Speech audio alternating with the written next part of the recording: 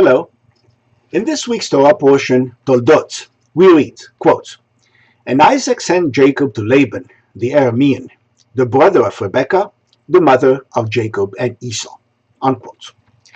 Now, we know full well at this point in the narrative that Rebekah is the mother of Jacob and Esau.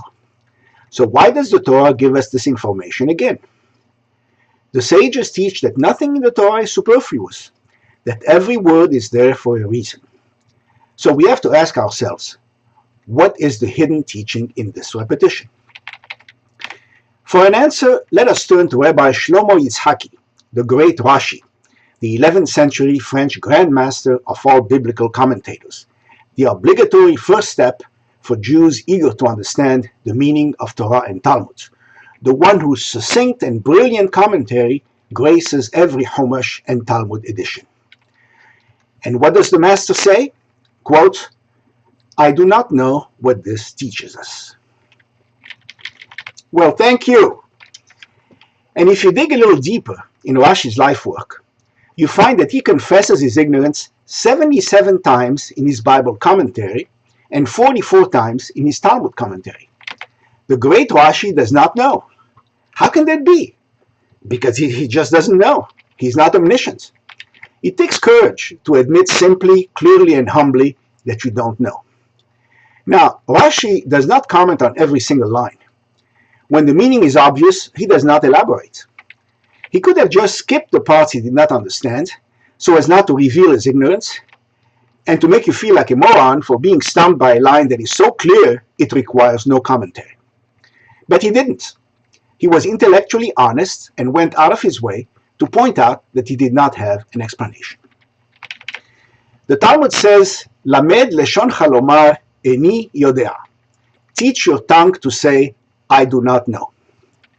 And it continues, "For otherwise you will be led to uttering falsehoods." Very sage advice. I put these words in a frame on the wall of my study. I taught them diligently to my children. When my oldest son took his oral examinations for his doctorate at Yale, he got written feedback that said, quote, "The committee was pleased to see that Michael did not try to bluff when he did not know an answer." Nevertheless, fortunately for him, he did not have to say "I don't know" too often, and he passed with flying colors. Note that the Talmud says that you have to say the actual words "I do not know," and not merely imply them.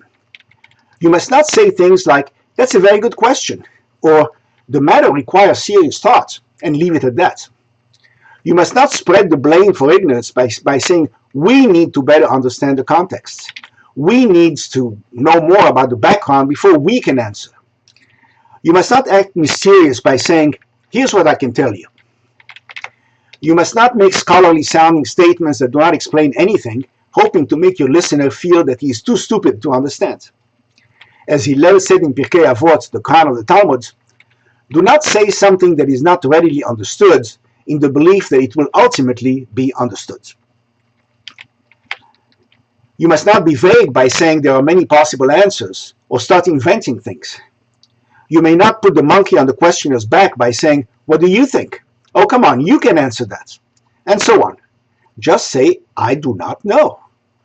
In the same Pirkei Avot, we read, "One thing that characterizes a wise man is, if he does not understand, he says, 'I do not understand.'" And Rashi is not the first to admit ignorance. In the Talmud, when the sages debated a point of law and could not reach agreements, they concluded with "Teku," the equivalent of "let it stand. We do not know." This phrase appears no less than 321 times in the Talmud. Some say Teku is an acronym for Tishbi, Yetaretz, Kushiyot, Uvayot, which means that when the prophet Elijah, the Tishbite, comes back, he will be able to answer these questions and problems. Another term that appears frequently in the Talmud at the conclusion of discussions is Kashya, meaning there is a difficulty. With this word, the rabbis are admitting that they can't resolve it. Of course, even more often they say Lo Kashya, meaning there is no difficulty, a phrase which appears 904 times in the Talmud. But that's another story. It's no sin to admit that you don't know. It is frequently even a virtue. You must not lead your listeners or students astray by pretending to know what you don't know. And the more prominent you are in your field, the more this advice is important, because people will act on what you say. We all give advice we're not qualified to give. We all like to pretend we are know-it-alls. Even more worrisome, some well-known experts in one area feel qualified to dispense advice in a different area they know nothing about. But there is another danger. Consider the story of the tragic and mysterious death of two of Aaron's sons, Nadav and Avihu. The Torah says that they, quote, offered strange fire before the Lord, which he did not command them, and fire from the Lord devoured them, and they died, unquote. What is this strange fire, and why is it such a major infraction? We're not told. This left the field open for a lot of disturbing speculation that seems to dump on the brothers. The ancient commentators say that the brothers died because they came too near, because they did not consult with each other before offering the fire, because they were drunk, because they were not wearing the proper clothing, because they did not first wash their hands and feet, because they had no children, because they thought no woman was worthy of them and so they did not marry, because they wished Moses and Aaron would die so they could succeed them, because they gave a legal decision in the presence of their master Moses, because their father Aaron helped make the golden calf and God was punishing him with the death of his children, etc. Is such speculation really necessary? To be sure, it's legitimate to try to understand what caused an unexplained, mysterious, or seemingly senseless death, at least to avoid making the same fatal mistake again. Also, one can always attach a valid teaching to each speculative explanation. But when does this constitute dumping on the deceased by creatively trying to find fault with them? Is it rabbinically sanctioned lashon hara, evil gossip? What should be its limits? Let's go back to our Torah portion. Why did the Torah say that Rebekah was the mother of Jacob and Esau when we already knew this? This line appears when we are told that Esau is furious with Jacob because Jacob took his blessing, and Rebekah tells Jacob to flee.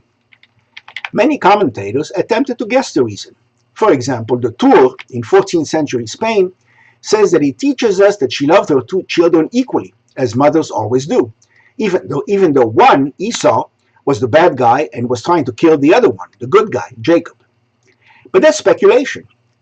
When Rashi said he did not know the reason, he really meant, I can speculate as well as the next man, but I do not really know, in the sense that I could not find a source that explains it. And I want you to know that, because I don't want to mislead you.